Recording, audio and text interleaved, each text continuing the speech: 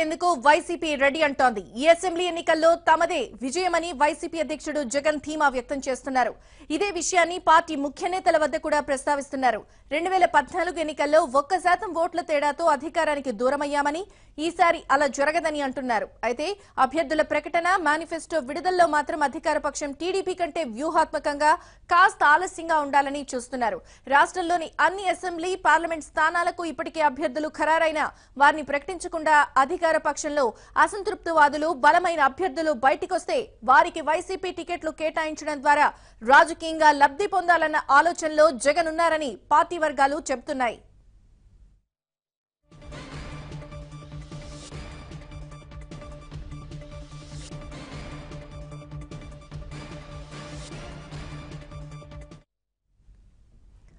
అధికార పక్షం నుంచి వీలైనంత ఎక్కువ మంది బలమైన నేతలను ఆకర్షించడం వల్ల పార్టీ విజయం సునాయాసం చేయొచ్చు అనేది జగన్ అభిప్రాయంగా ఉంది. 15 తర్వాతే వైసీపీ తన జాబితాను అధికారికంగా విడుదల చేయాలన్న ఆలోచనలో ఉంది.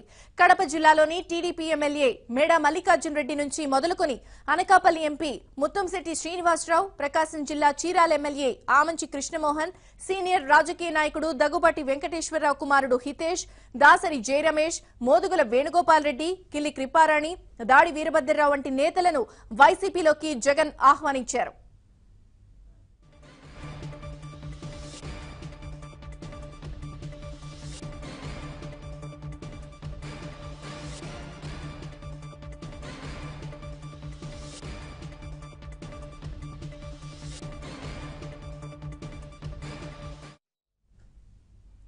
గత ఎన్నికల్లో టీడీపీ తరపున పోటీ చేసిన మాగుంట శ్రీనివాసులు రెడ్డికి ఈసారి నెల్లూరు టికెట్ ఇచ్చే వైసీపీ తరపున రంగంలోకి దింపించాలని, ఒంగోలు నుంచి మేకపాటి రాజమోహన్ రెడ్డిని రంగంలోకి దించాలన్న ఆలోచనలో జగన్ ఉన్నారని పార్టీ వర్గాల్లో చర్చ జరుగుతోంది.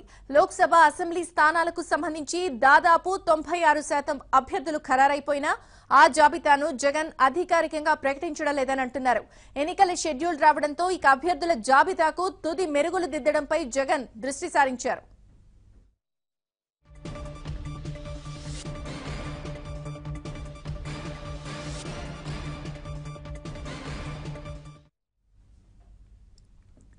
ఎన్నికల్లో అత్యంత కీలకమైన మేనిఫెస్టో విషయంలోనూ ఆచితూచి వ్యవహరించాలని జగన్ నిర్ణయించారు.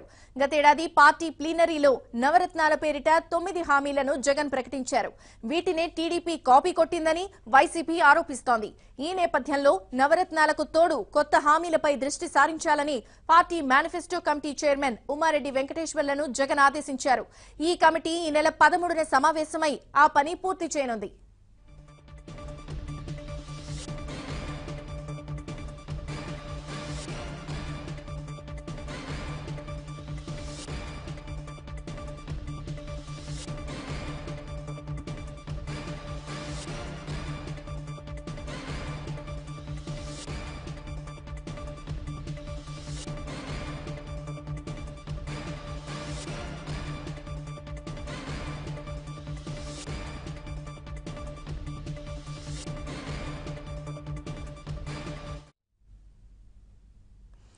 జగన్ ను ఏపీ సీఎం ను చేయడమే తన ఆకాంక్ష అని సినీ నటుడు